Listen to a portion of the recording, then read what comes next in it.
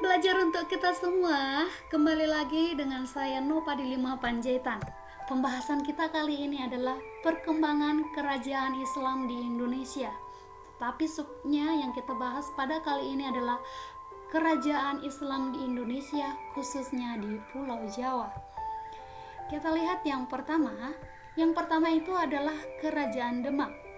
Kerajaan Demak merupakan kerajaan Islam pertama di Jawa.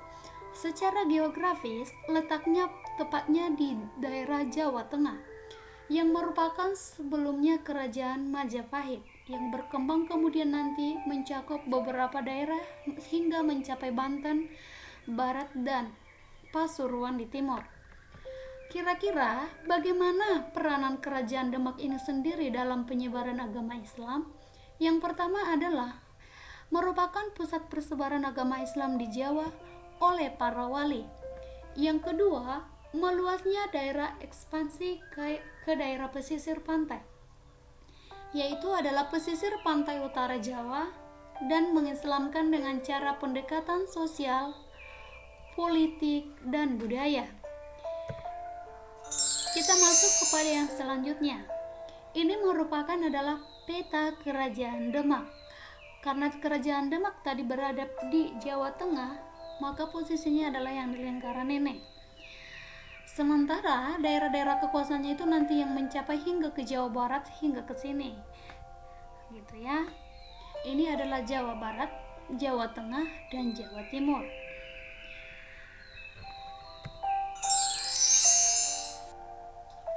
Masjid Agung Demak ini merupakan salah satu peninggalan yang terkenal dari Kerajaan Demak dan sampai sekarang masih digunakan. Sumber sejarah. Berdirinya Kerajaan Demak ini bersamaan dengan saat kejatuhan Kerajaan Majapahit. Sebagai bukti, tandanya yaitu adalah diberilah nama kata Candra Sengkala. Candra Sengkala ini yang berarti Sirnailang Kertaning Bumi.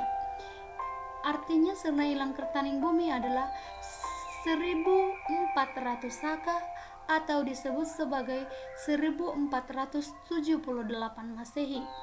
Jadi saat Kerajaan Majapahit runtuh, saat itulah Kerajaan Demak berdiri 1478 Masehi. Kita masuk bagian politik. Kehidupan politik pada masa kepemimpinan si Raden Fatah itu berkisar antara 1478 hingga 1518 Masehi.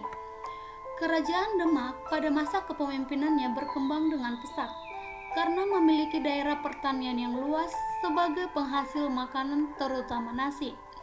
Selanjutnya, pada saat kepemimpinannya dibangunlah Masjid Agung Demak, yang saat pembangunannya dibantu oleh para wali dan sunan tepatnya pada tahun 1512. Selanjutnya, dia berambisi atau menaklukkan si Portugis di daerah Malaka. Meskipun kurang berhasil, setidaknya dia sudah memiliki jiwa semangat. Tetapi kekalahannya ini karena kekurangan fasilitas dibandingkan oleh si Portugis. Tetapi yang perjuangannya itu nanti akan dilanjutkan oleh si Adipati Yunus. Kita lanjutkan, yang kedua adalah Adipati Yunus. Adipati Yunus memerintah pada tahun 1518 hingga 1521 Masehi. Pada masa pemerintahannya tidak lama karena memang dia meninggal di usia yang sangat muda. Akan tetapi, walaupun dia meninggal di usia yang sangat muda dan meskipun dia tidak memiliki seorang putra mahkota, tetapi dia sudah memiliki atau sudah berhasil mengalahkan Portugis dari daerah Malaka. Dan pada masa pemerintahannya, ia digantikan oleh saudaranya yaitu adalah Sultan Trenggono. Kita masuk kepada pemimpinan Sultan Trenggono. Sultan Trenggono pada masa dia, Kerajaan Demak mencapai puncak kejayaannya. Selanjutnya, pada masa dia memperluas daerah kekuasaan hingga daerah Jawa Barat seperti yang kita lihat di peta tadi. Pada tahun 1522, di bawah pimpinan Fatahillah melakukan penyerangan ke Jawa Barat dengan hasil Banten, Sunda Kelapa, dan Cirebon. Tujuannya adalah hanya satu, untuk untuk menggagalkan hubungan Portugis dengan si Pajajaran. Dengan kemenangan tersebut, si Fathahillah yang mengganti Sunda Kelapa tadi menjadi Jayakarta. Kota Jayakarta ini disebut dengan istilah kemenangan penuh. Tepatnya pada tanggal 22 Juni 1527 Masehi. Yang nanti Jayakarta inilah yang disebut sebagai Jakarta yang sekarang. Yang kemudian diperingatilah sebagai hari lahir kota Jakarta.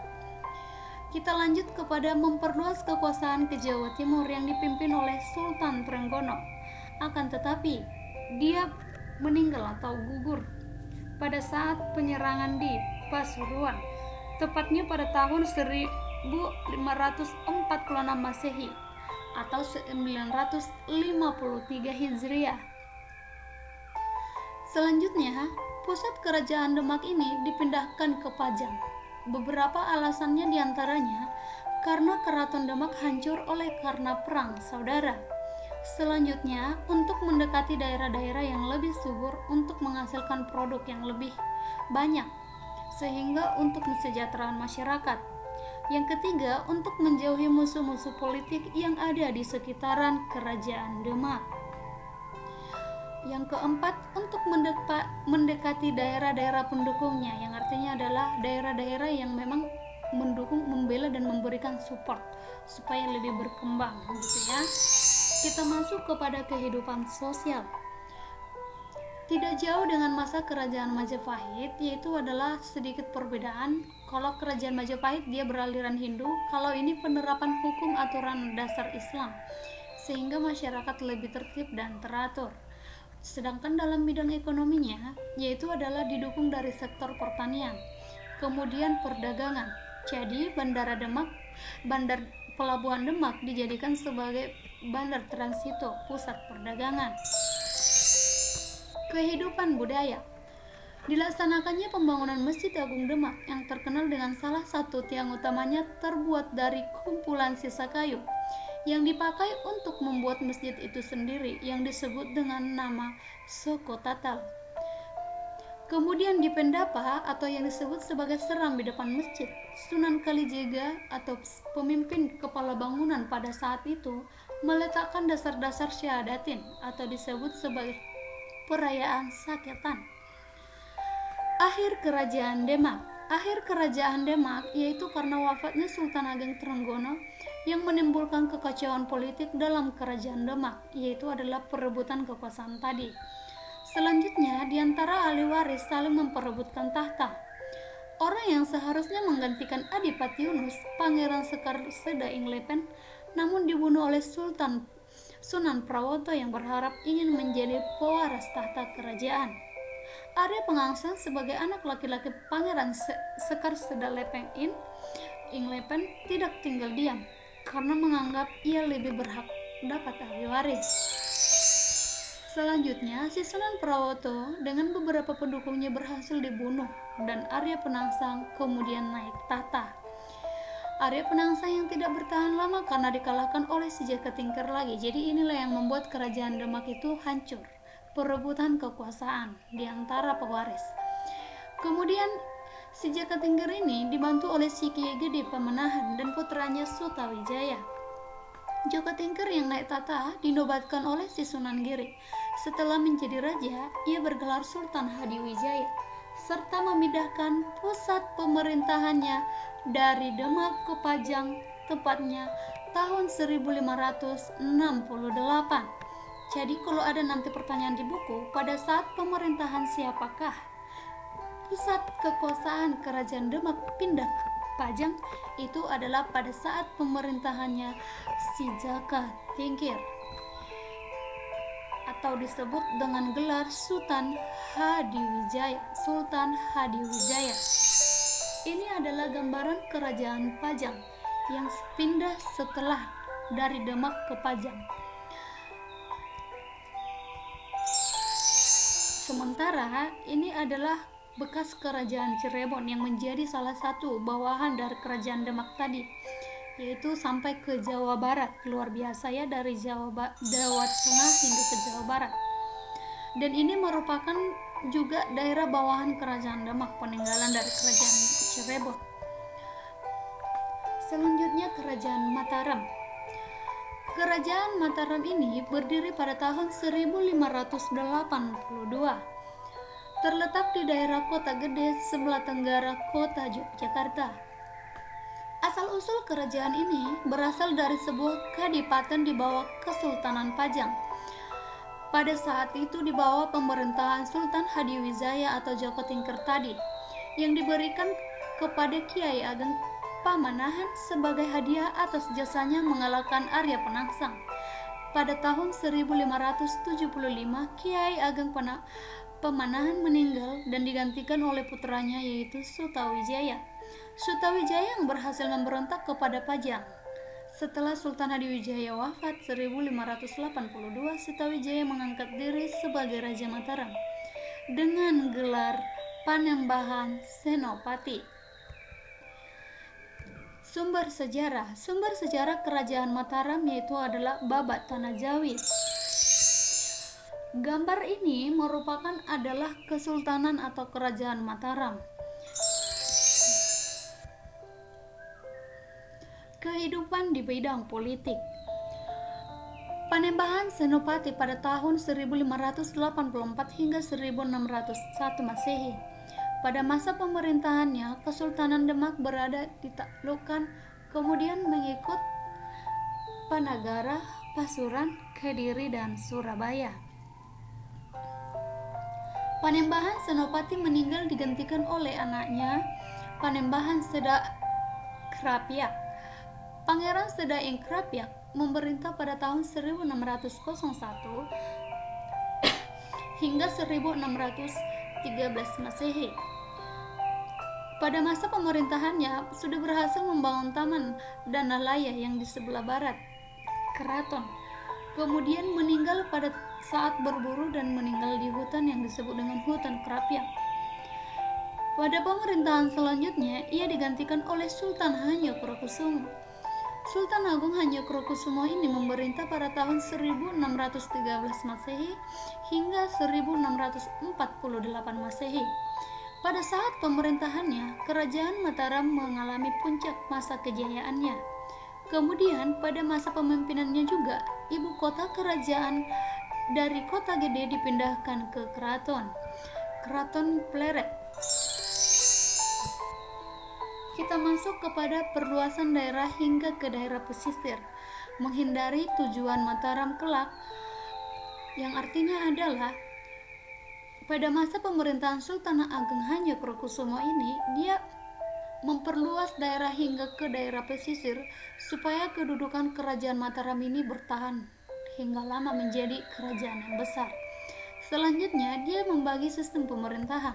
Sistem pemerintahan yang pertama itu adalah Kutanegara. Kutanegara itu adalah disebut sebagai pusat keraton, di mana pelaksanaan pemerintah atau Pati Lebet atau Pati Dalam dibantu oleh Wedana Lebet, yaitu Wedana Dalam. Selanjutnya pembagian daerah yaitu Negara Agung. Negara Agung ini sekitaran daerah Kutanegara. Pelaksanaan pemerintah itu dipegang oleh Pati Jawi atau disebut dengan Pati Luar, dibantu oleh Wedana Jawi atau Wedana Luar. Selanjutnya adalah Mancanegara. Mancanegara ini adalah daerah luar Negara Agung. Pelaksanaan pemerintahan dipegang oleh seorang bupati. Selanjutnya pesisir daerah, yaitu adalah daerah pesisir. Pelaksanaan pemerintahan dipegang oleh para bupati atau syahbandar.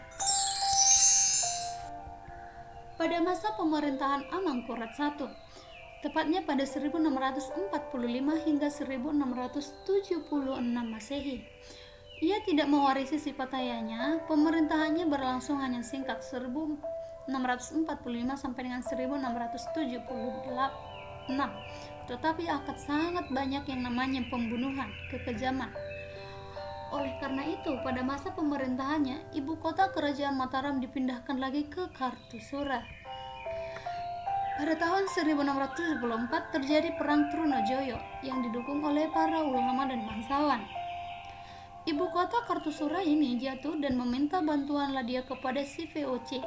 Si VOC ini sendiri adalah bentukan kongsi dagang Belanda.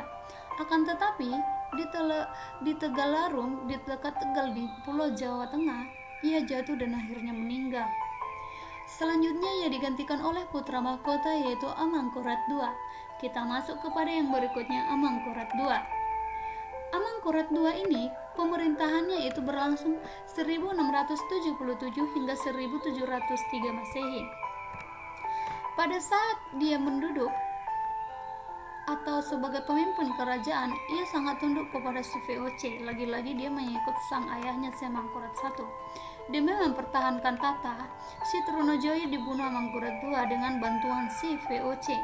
Amangkurat II yang meninggal 1703 Masehi dengan situasi Mataram yang semakin memburuk ditandai dengan adanya perjanjian Giyanti tepatnya pada tahun 1755.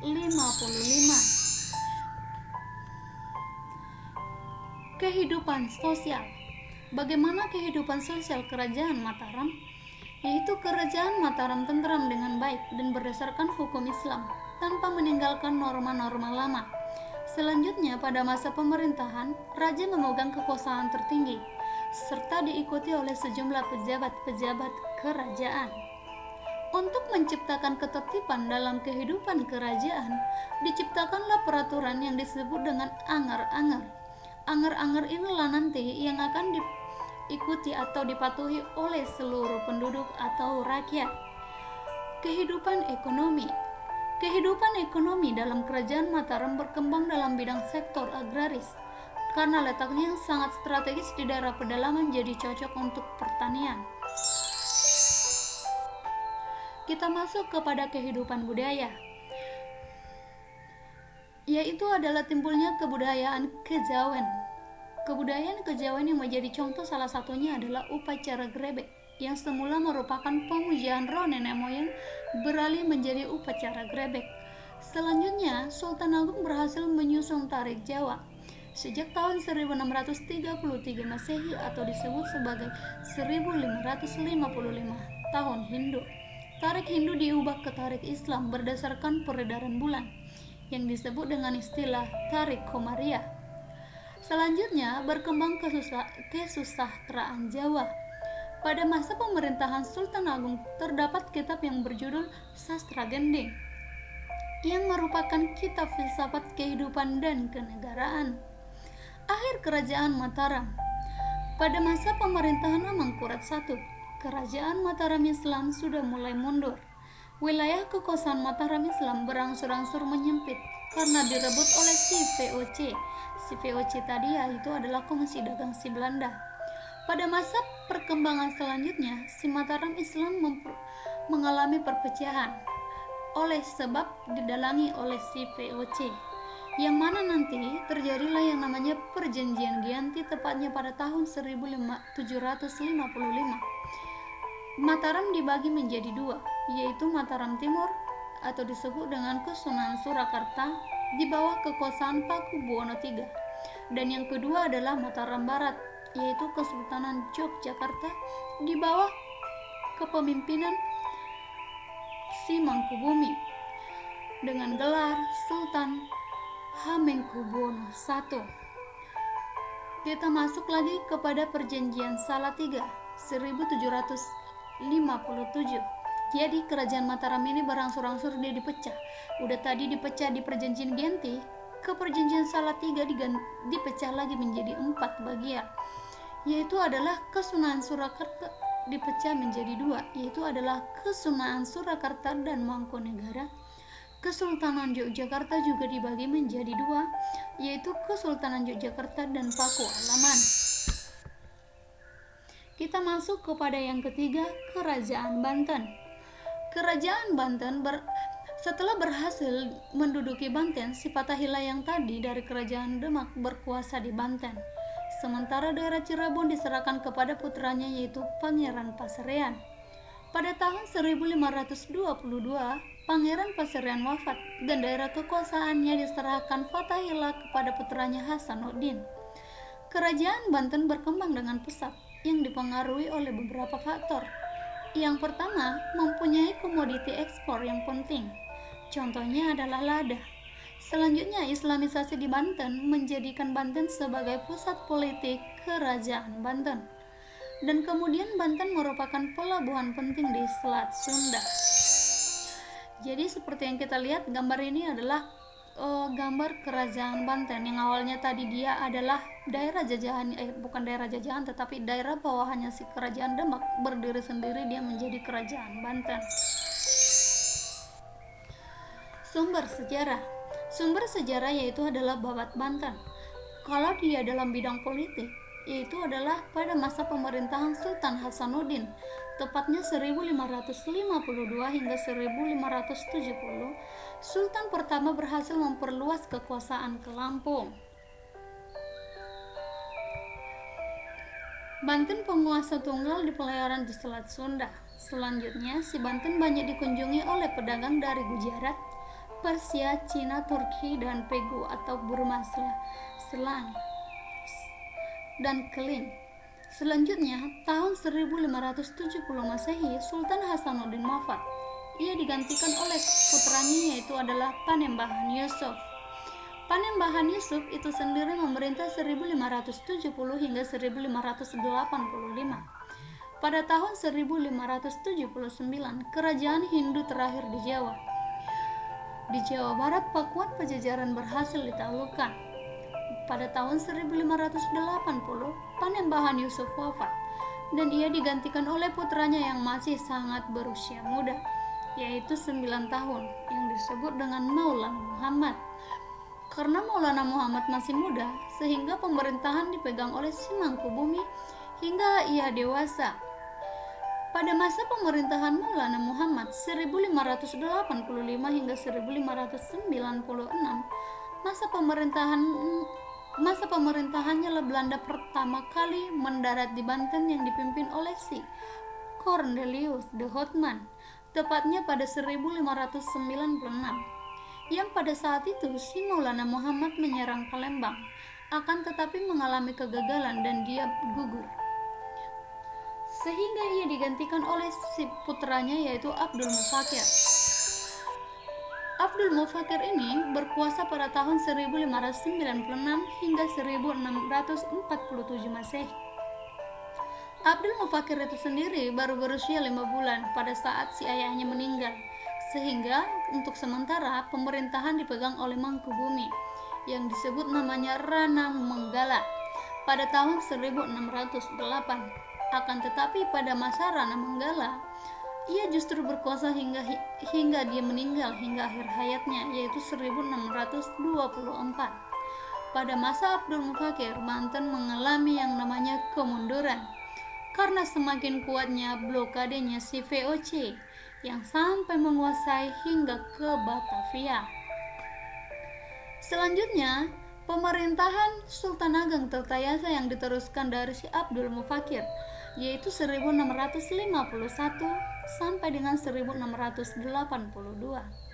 Ia merupakan raja yang terbesar di Banten dan berhasil memajukan perdagangan, sehingga si Banten berkembang menjadi bandar internasional yang dikunjungi oleh para kapal pesiar Persia, Arab, Cina, Inggris, Prancis, dan Denmark.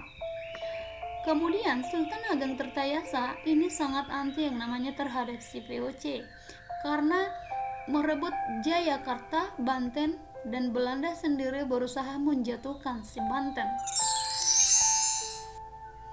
Kehidupan sosial kerajaan si Banten dijalankan oleh Sultan Ageng Tirtayasa menggunakan dasar hukum Islam. Orang yang menolak ajaran baru akan memisahkan diri nanti ke daerah pedalaman, yaitu adalah daerah Banten Selatan yang kemudian dengan suku Baduy yang sekarang. Kepercayaan ini kemudian dikenal dengan Pasudan Kawitan atau yang disebut dengan Pasudan yang pertama. Kehidupan ekonomi, pusat perdagangan dan pelayaran yang ramai karena menghasilkan lada dan pala yang banyak. Selanjutnya, pedagang Cina, India, Gujarat, Persia, dan Arab banyak yang datang dan berlabuh di Banten. Jadi kehidupan ekonomi di Banten ini adalah pusat pertanian juga iya, pusat perdagangan juga iya. Kita masuk kepada kehidupan budaya. Dalam bidang seni bangunan, berhasil mendirikan Masjid Agung Banten yang dibangun tepatnya pada abad ke-16 Masehi dengan gaya arsitektur Eropa, yang mana pada saat itu Kerajaan Banten memiliki bangunan istana dibangun gapura pada Istana Kaibon oleh si Jan van Lucas Cardeol, seorang Belanda yang telah memasuk Islam. Akhir dari Kerajaan Banten. Kerajaan Banten mundur oleh disebabkan politika adu domba atau disebut dengan istilah divide et impera oleh si VOC kongsi dagang Belanda tadi. Tujuannya adalah untuk menguasai si Banten. Selanjutnya pada masa Sultan Ageng Tirtayasa, si VOC melancarkan aksinya dengan cara membujuk Sultan Haji yang merupakan anaknya sendiri yang melenyapkan kekuasaan ayahnya, yaitu Sultan Ageng Tirtayasa. Sebagai akibatnya, si Sultan Haji menang dan menyingkirkan sang ayah, yang ditandatanganilah perjanjian Banten antara si VOC dengan si Sultan Haji yang setelah dia naik tahta, yaitu perjanjian Banten. Dan dari sinilah cikal bakal si Belanda menguasai Banten dengan menerapkan kebijakannya. Jadi di sini adalah salah satu yang membuat kerajaan Banten itu mundur, karena diadu domba lah si ayah dengan si anak, Sultan Ageng Tirtayasa dengan si Sultan Haji si anak, yang mana si Sultan Haji diklaim oleh si Belanda untuk menjatuhkan kerajaan Banten, yang pada akhirnya si Sultan Haji ini berhasil mengalahkan ayahnya sehingga naik tahtalah dia, yang pada akhirnya nanti terjadilah yang namanya perjanjian oleh si Belanda untuk menguasai si Banten dengan semata-mata pemberian hadiah kepada si Sultan Haji karena telah dibantu oleh si Belanda mengalahkan sang ayah.